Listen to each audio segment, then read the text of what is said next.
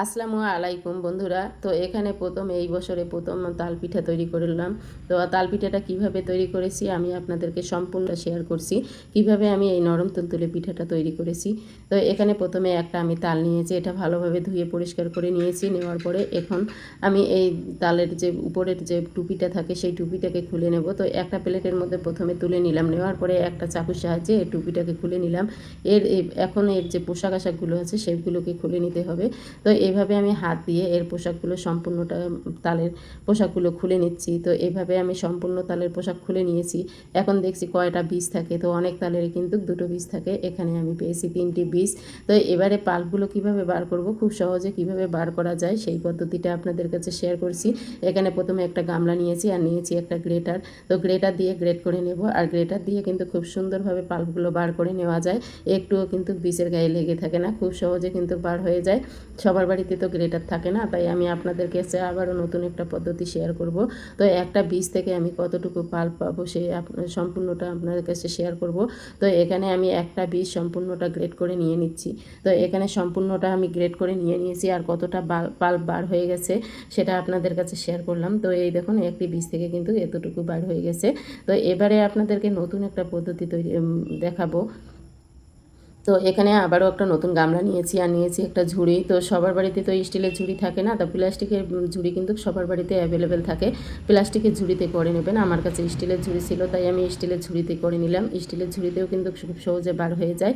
তো এইভাবে আমি সম্পূর্ণটাতে ঘষে নিয়ে বার করে নিয়ে নিচ্ছি। আর আমি কতটুকু পেয়েছি এই দেখুন, গ্রেটার দিয়ে করে নিয়েছি আর এটা হচ্ছে ঝুড়ি দিয়ে করে নিয়েছি।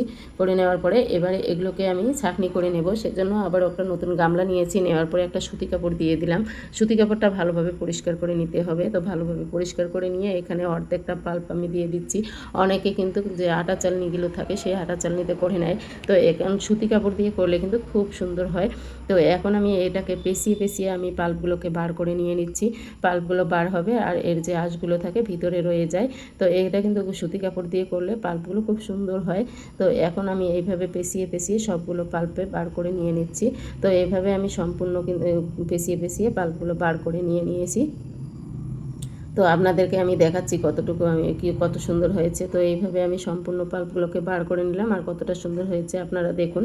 আর এবারে পিঠা তৈরি করার জন্য দিয়ে দেবো স্বাদ মতো লবণ, মিষ্টির ব্যালেন্স ঠিক রাখার জন্য, আর হাফ বাটি দিয়ে দিলাম চিনি, আর দিয়ে দিলাম সামান্য সোডা, বেকিং সোডা। এবারে দিয়ে দিলাম 2 কাপের মতো ময়দা দিয়ে এবার ব্যাটারটা আমি কিভাবে তৈরি করেছি আপনারা কিন্তু দেখতে থাকবেন। তো এভাবে আমি সবগুলো ভালোভাবে মিশিয়ে নিচ্ছি। নেওয়ার পরে এরকম করে ব্যাটারটা কিন্তু তৈরি করে নিতে হবে। তো এইভাবে আমি ব্যাটারটাকে তৈরি করে নিয়ে নিলাম। এদিকে একটা আমি গ্যাসের মধ্যে দিয়ে দিচ্ছি কড়াইটা গরম করে নিয়ে তেল দিয়ে দিলাম। আর এখন ছোট ছোট করে পিঠাগুলো ভাজতে হবে।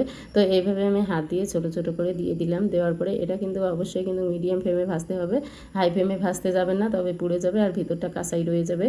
আর মিডিয়াম ফ্লেমে ভাজতে গেলে কিন্তু এটা খুব সুন্দরভাবে ভিতরটাও কিন্তু ভাজা হয়ে যাবে, একটু শক্ত টাইপের হয়ে যাবে।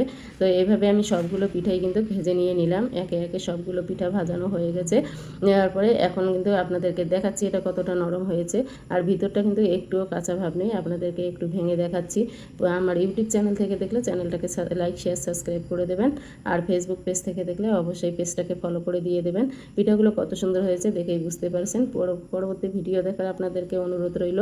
পুরো ভিডিওটা দেখার জন্য অসংখ্য অসংখ্য ধন্যবাদ। Thank you.